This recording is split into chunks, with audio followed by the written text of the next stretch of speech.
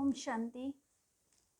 आज हम मीठे प्यारे बाप दादा के 8 मार्च के महावाक्य सुनेंगे। बाबा कहते, मीठे बच्चे, सबको सुख देने वाला भोला व्यापारी एक बाप है। वही तुम्हारी सब पुरानी चीज़ें लेकर नहीं देते हैं, उनकी ही पूजा होती है। प्रश्न है, तुम्हारी गॉडली मिशनरी का कर्तव्य क्या है? तुम्हें कौन सी सेवा करनी है? तुम्हारी गॉडली मिशनरी का कर्तव्य क्या है? तुम्हें कौन सी सेवा करनी है? उत्तर है, तुम्हारा कर्तव्य है सभी मनुष्य मात्र का कल्याण करना, सबको तमो प्रधान से सतो प्रधान बनाने के लिए बाबा का संदेश देना। तुम सबको बोलो कि स्वर्ग स्थापन करता बाप को याद करो तो तुम्हारा कल्याण होगा। तुम्हें सबको लक्ष्य देना है। जो देवताओं को मानने वाले तुम्हारे कुल के होंगे वे इन सब बातों को समझेंगे। तुम्हारी है रूहानी बातें। गीत, भोलेनाथ से निराला कोई और नहीं, बिगड़ी को बनाने वाला कोई और नहीं। ओम शांति। भोलानाथ शिव बाबा बैठ समझाते हैं। भोलानाथ सिर्फ एक शिव बाबा है। गौरीनाथ जो कहते हैं, गौरी कोई एक पार्वती नहीं होती। गौरीनाथ या बबूलनाथ अर्थात बबूल जैसे कांटों को फूल और जो सांवरे बन पड़े हैं उनको गोरा बनाने वाले हैं। महिमा सारी है ही एक की। यह है मनुष्य सृष्टि रूपी झाड़ व ड्रामा। जब ड्रामा कहा जाता है तो उनमें जो मुख्य एक्टर्स है वे ज़रूर याद आते हैं। मुख्य ज़रूर हीरो हीरोइन की जोड़ी होती है। यहाँ भी मुख्य कोई ज़रूर चाहिए। माता पिता नामी ग्रामी है। सूक्ष्म वतन में कहते हैं शंकर पार्वती है। ब्रह्मा का किसको पूरा मालूम नहीं है। ब्रह्मा सरस्वती कह देते हैं, परंतु वे कोई जोड़ी है नहीं। वास्तव में शंकर पार्वती की भी जोड़ी है नहीं। विष्णु को भी दुनिया नहीं जानती। उनको जो अलंकार दिखाते हैं वे भी उनके नहीं हैं। यहाँ लक्ष्मी नारायण की जोड़ी कहेंगे। अब सभी से भोलानाथ उनको कहा जाता है जो बहुत सुख देने वाला है। भोलानाथ व्यापारी भी है। हमसे पुरानी चीज़ लेकर नहीं देता है। पहले पहले बुद्धि में आना चाहिए। सभी से ऊंचे से ऊंचे कौन? सबसे अधिक सुख देने वाला कौन? जो बहुतों को सुख देते हैं उनकी भी पूजा होती है। तो यह सब विचार सागर मंथन करने की बातें हैं। विचार सागर मंथन का नाम बहुत बाला है। तो विचार किया जाता है मनुष्यों में ऊंचते ऊंचे लक्ष्मी नारायण। अच्छा, उन्होंने क्या सुख दिया है जो मनुष्य उनका नाम लेते हैं या उनकी पूजा करते हैं? वास्तव में उन्होंने सुख तो कोई भी नहीं दिया है। हाँ, वे सुखधाम के मालिक ही थे, परंतु उन्हों को ऐसा बनाया किसने? इनके पहले वह कहाँ थे? अगर बाबा उन्हों को ऐसा नहीं बनाता तो वे कहाँ होते? यह सब तो बच्चों को मालूम है। आत्मा तो कभी विनाश होती नहीं। उन्हों को ऐसा काम किसने सिखलाया जो इतना ऊंच बने? जरूर कोई शिक्षा मिली है। दुनिया नहीं जानती वह पास्ट में कौन थे। तुम अब जानते हो लक्ष्मी नारायण 84 जन्म भोग अंत में ब्रह्मा सरस्वती बनते हैं। तो क्या लक्ष्मी नारायण की महिमा गाई जाए या उन्हों को जो पुरुषार्थ कराने वाला है अथवा प्रारब्ध देने वाला है उनकी महिमा की जाए? कितनी गुह्य बातें हैं। समझाना है कि लक्ष्मी नारायण क्या करके गए। उनकी भी सारी राजधानी चली है, परंतु गायन सिर्फ एक का ही चला आता है। शंकराचार्य ने आकर सन्यासियों की रचना रची, फिर उन्हों की पालना भी की। फिर जब तमो प्रधान अवस्था को पाते हैं तो उन्हें सतो प्रधान कौन बनाए। माया ने सबको तमो प्रधान बनाया है। लक्ष्मी नारायण जो सतो प्रधान थे, फिर चक्र लगाकर तमो प्रधान में आते हैं। हर एक का ऐसे होता है, भल कितने भी बड़े मर्तबे वाला हो, सतो रजो तमो से हर एक को पास करना है। इस समय सब पतित है, तो तमो प्रधान दुनिया को फिर से सतो प्रधान कौन बनाए। पहले पहले सतो प्रधान सुख में आते हैं, फिर दुख में जाते हैं। यह राज अब तुम बच्चों को समझाया जाता है। 84 जन्म लेना होता है तो जरूर सतो प्रधान से तमो प्रधान बनना ही होगा। हर चीज़ सतो रजो तमो जरूर होती ही है। प्रिसेप्टर्स का भी ऐसे होता है, वह भी अब तमो प्रधान है। तो फिर भी अब सबसे ऊंचे से ऊंचा कौन है जो कभी भी तमो प्रधान नहीं बनता। अगर वे भी तमो प्रधान बन जाए तो फिर उनको सतो प्रधान कौन बनाए। फिर बलिहारी उनकी हो जाए। ऐसे ऐसे विचार सागर मंथन करने से दिल में जो पॉइंट जचती है, अच्छी लगती है, तो सुनाई जाती है। भोलानाथ परमपिता परमात्मा ही सबका सद्गति दाता, सतो प्रधान बनाने वाला है। सब दुर्गति से निकल सद्गति को पाते हैं।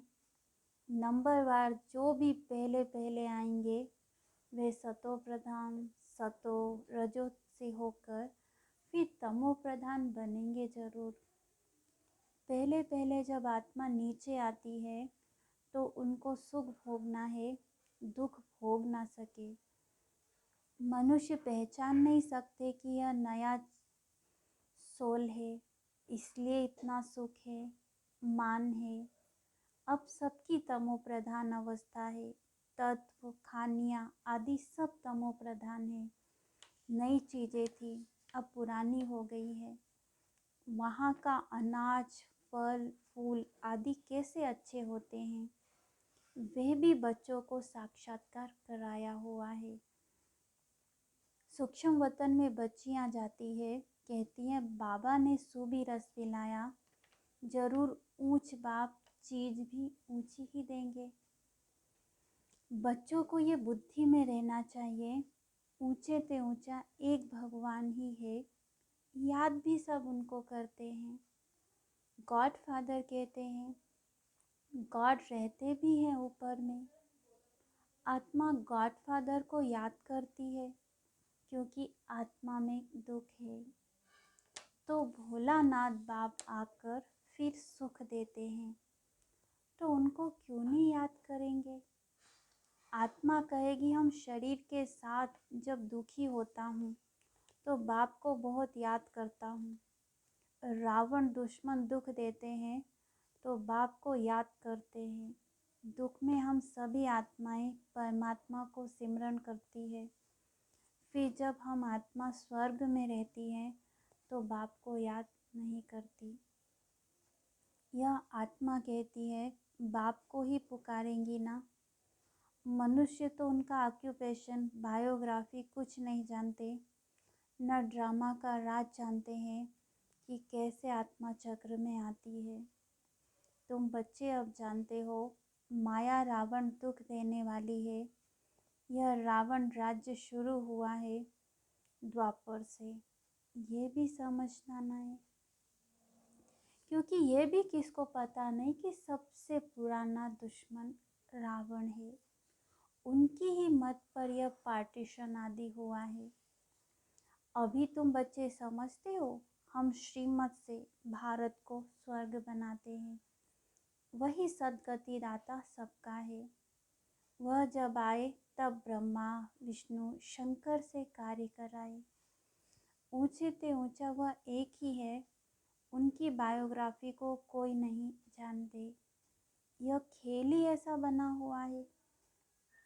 तो बाबा समझाते सबसे बड़ा दुश्मन रावण है, उस पर जीत पानी है। समझाते भी उनको है जिन्होंने कल्प पहले समझा था, वही आकर शूद्र से ब्राह्मण बनते हैं। अब विचार करो, सतयुग से त्रेता अंत तक कितनी संप्रदाय वृद्धि को पाती रहेगी। तो इतने सबको ज्ञान देने की सर्विस करनी है, इतने सब में ज्ञान का बीज भरना है। ज्ञान का विनाश तो नहीं होता, लड़ाई वालों का भी उद्धार करना है। हमारे देवी संप्रदाय वाले जहाँ होंगे वो निकल आएंगे। उन लड़ाई करने वालों को कहा जाता है जो युद्ध के मैदान में मरेंगे वे स्वर्ग में जाएंगे, परंतु उनके कहने से स्वर्ग में जा नहीं सकते जब तक तुम लक्ष्य ना दो। लक्ष्य सिर्फ ब्राह्मण ही दे सकते हैं। मरना तो है ही, मुसलमान अल्लाह को याद करेंगे, सिख लोग गुरु नानक को याद करेंगे, परंतु स्वर्ग में थोड़ी जा सकेंगे। स्वर्ग में जाना होता है संगम पर। तो इन लड़ाई आदि वालों को भी सिवाय तुम ब्राह्मणों के यह मंत्र कोई दे ना सके। स्वर्ग का मालिक बनाने वाला सबसे ऊंचे ते ऊंचे वह बाप। यह तो ठीक है, भगवान उवाच कि युद्ध में मरने से स्वर्ग में जाएंगे, परंतु कौन सी युद्ध? युद्ध है दो, एक है जिस्मानी और दूसरी है रूहानी। उन गोली चलाने वालों को भी तुम ज्ञान दे सकते हो। गीता में भी है मन मना भव। अपने बाप और स्वर्ग को याद करो तो स्वर्ग में जाएंगे। जब संगम युग हो तभी तुम स्वर्ग में जा सकते हो। वह है जिस्मानी बातें, यह है सब रूहानी बातें। हमारी है माया पर जीत पाने की युद्ध। मरने समय मनुष्य को मंत्र दिया जाता है, यह जाते ही है मरने के लिए तो बाबा का संदेश देना है। एक दिन गवर्नमेंट भी तुमको कहेगी कि यह नॉलेज सबको दो, तुम हो गॉडली मिशनरी, तुम्हारा काम है बहुतों का कल्याण करना। बोलो भगवान को याद करो, अब स्वर्ग स्थापन हो रहा है, तो सुनकर बहुत खुश होंगे। जो स्कूल के होंगे वही मानेंगे। देवताओं को मानने वाले ही इन बातों को समझेंगे तो सबका कल्याण करना है। बिगर बाबा को याद करने स्वर्ग में जा नहीं सकते। स्वर्ग स्थापन करता बाप को जब याद करेंगे तभी कल्याण होगा। बाबा ने समझाया है, लड़ाई वाले वह संस्कार ले जाते हैं तो फिर लड़ाई में ही आ जाते हैं। आत्मा संस्कार ले जाती है ना, स्वर्ग में तो जा ना सके। जो भारत की सेवा करते हैं उनको फल तो मिलना चाहिए ना, तो उन्हों की भी सर्विस करनी है। बड़ों बड़ों को समझाना है, तुम्हारा प्रभाव निकलेगा। तुमको कहेंगे यहाँ आकर भाषण करो। जैसे मेजर ने बाबा को मंगाया, जहाँ तहाँ समझाने के लिए घुसना पड़ता है। बड़ों को समझाने से फिर छोटे बहुत आते हैं, परंतु गुरु को तुम पहले समझाओ तो चेले लोग उनका माथा ही खराब कर देंगे, फिर उनको निकाल दूसरे को गद्दी दे देंगे, क्योंकि ये बिल्कुल नई बातें हैं ना। सारी दुनिया में एक भी मनुष्य गीता को पूरा समझते नहीं। कहते हैं बरोबर रुद्र ज्ञान यज्ञ से विनाश ज्वाला प्रज्वलित हुई थी, फिर क्या हुआ ये नहीं जानते। मनुष्य कुछ भी नहीं जानते। इस समय सब तमो प्रधान है। क्रिश्चियन भी यह मानते हैं कि क्राइस्ट तो यहाँ बेगर रूप में है, फिर बेगर से अमीर कौन बनाए। सबका सदगति दाता तो एक ही परमात्मा है। तो तुम बच्चे अगर अच्छी रीति बैठ समझाओ तो बहुतों का कल्याण कर सकते हो। बाबा स्वर्ग का रचयिता ही पतित पावन है, तो उनकी श्रीमत पर चलना पड़े।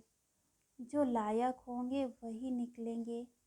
जिनको स्वदर्शन चक्र का वह मन मना भाव का अर्थ बुद्धि में है, उनको ही ब्राह्मण कहेंगे।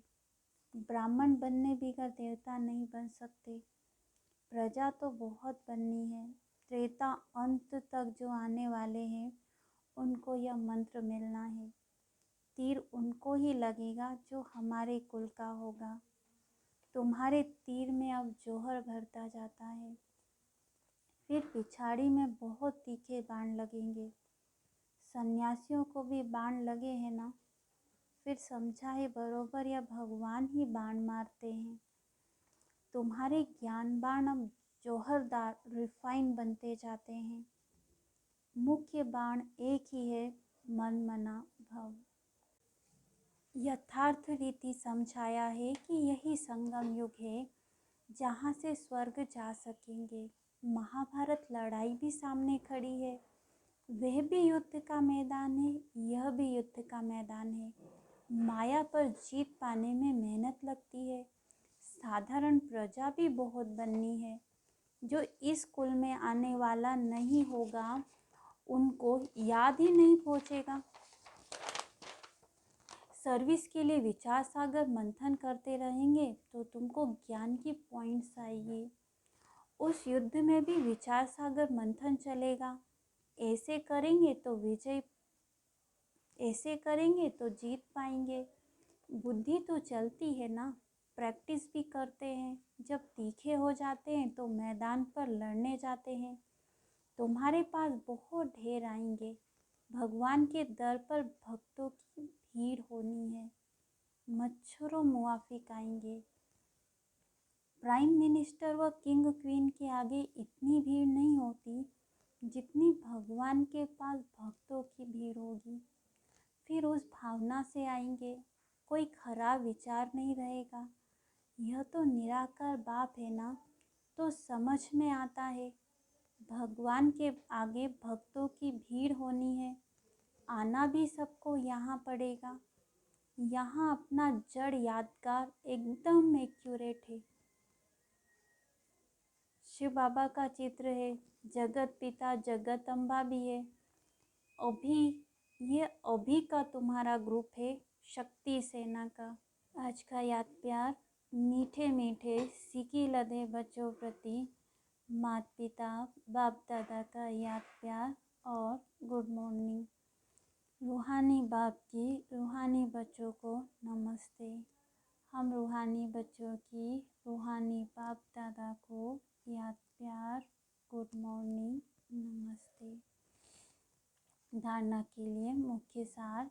ब्राह्मण सो देवता बनने के लिए स्वदर्शन चक्र का और मन मना भाव का अर्थ बुद्धि में यथार्थ रीति रखना है। सबको लक्ष्य देने की सेवा करनी है। माया पर जीत पाने के लिए विचार सागर मंथन कर ज्ञान की गहराई में जाना है। रत्न निकालने हैं। वरदान। पवित्रता की स्टेज द्वारा अविनाशी ईश्वरीय मस्ती का अनुभव करने वाले होली हंस भव। पवित्रता की स्टेज द्वारा अविनाशी ईश्वरीय मस्ती का अनुभव करने वाले होली हंस भव। डिटेल है। होली पर सभी बड़े छोटे के भान को भूल आपस में एक समान समझ मस्ती में खेलते हैं। दुश्मनी के संस्कार भूल मंगल मिलन मनाते हैं। यह रस्म भी अभी की है।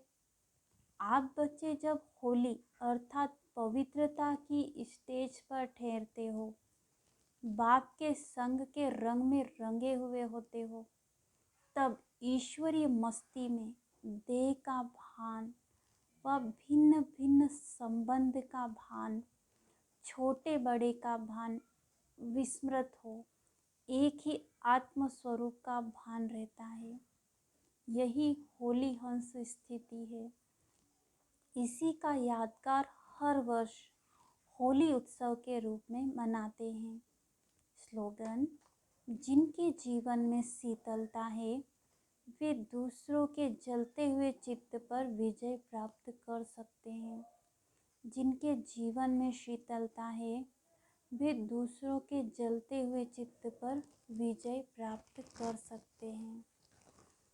अच्छा, आज के अव्यक्त इशारे का पॉइंट है, जैसे स्थूल कारोबार का प्रोग्राम बनाते हो वैसे अपनी बुद्धि की कारोबार का प्रोग्राम बनाओ। क्या क्या कार्य बुद्धि द्वारा करना है इसका प्रोग्राम बनाने के अभ्यासी बनो, तो हर कार्य समय पर सफल होगा। सदैव अंडरग्राउंड अर्थात अंतर्मुखी बन हर कार्य करो, तो समय और संकल्पों की बचत होगी, सफलता अधिक मिलेगी। अच्छा, ओम शांति।